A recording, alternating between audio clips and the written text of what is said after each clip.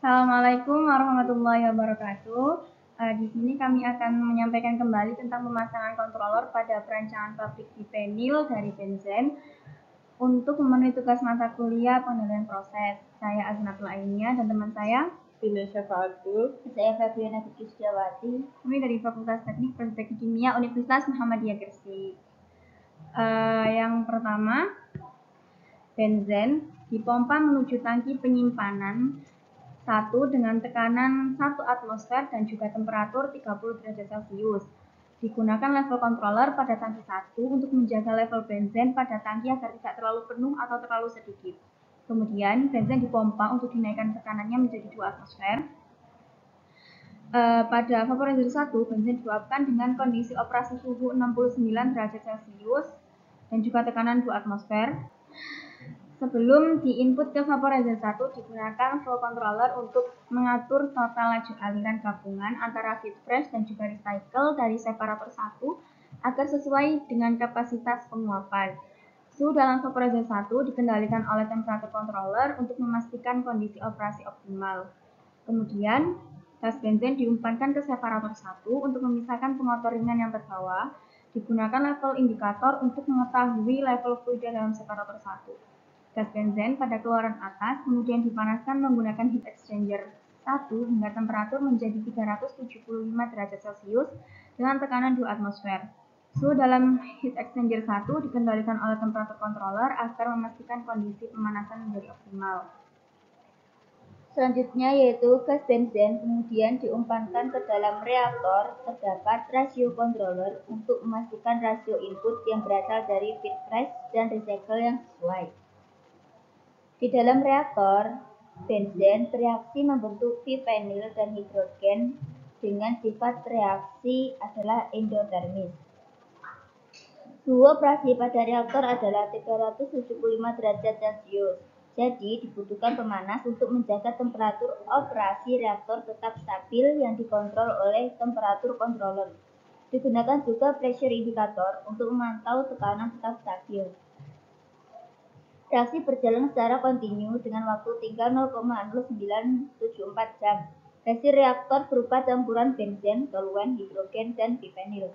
Kemudian, tekanan diturunkan menggunakan expansion valve menjadi 1 atmosfer untuk mempermudah terjadinya kondensasi bagian atau partial condensation.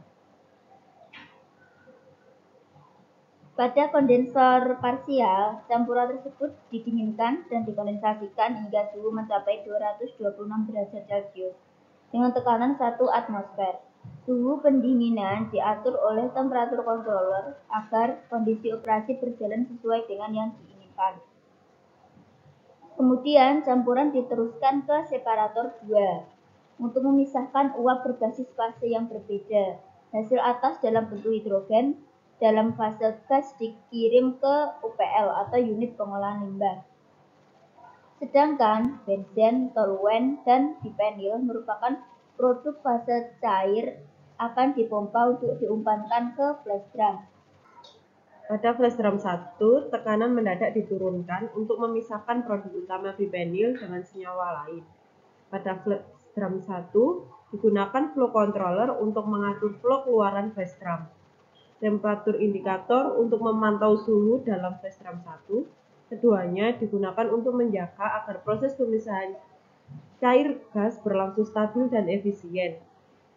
Hasil keluaran atas merupakan benzen, toluen, dan pipenil dalam fase gas yang akan dinaikkan tekanannya menggunakan kondensor. Kemudian diteruskan ke heat exchanger 2 untuk dinaikkan suhunya menjadi 375 derajat Celcius dengan tekanan 2 atm. Suhu pada heat exchanger 2 dikontrol oleh temperatur controller. Setelah dari heat exchanger 2, campuran gas tersebut dimasukkan ke dalam reaktor 1 sebagai input recycle. Hasil keluaran bawah merupakan pipenil dengan kemurnian 99,83% dengan sedikit campuran benzen dan toluen yang akan dipompa menuju breeding tower. Kemudian pada breeding tower, pipenil disemprotkan atau diteteskan dari bagian atas tower dan terdapat udara dingin yang ditiupkan dari bawah sehingga selama tetesan jatuh, tetesan tersebut akan mendingin dan memadat menjadi butiran padat kecil atau brills. Suhu udara pendingin diatur oleh temperatur controller. Produk dalam bentuk brills kemudian dibawa oleh belt conveyor dan belt elevator untuk memasukkan dan disimpan di silo. Pada silo terdapat weight controller untuk memantau isi silo berdasarkan beratnya. Kurang lebihnya itu saja yang bisa kami sampaikan kembali mengenai controller. Jika masih ada yang salah atau kurang tepat, kami mohon maaf. Terima kasih. Wassalamualaikum warahmatullahi wabarakatuh.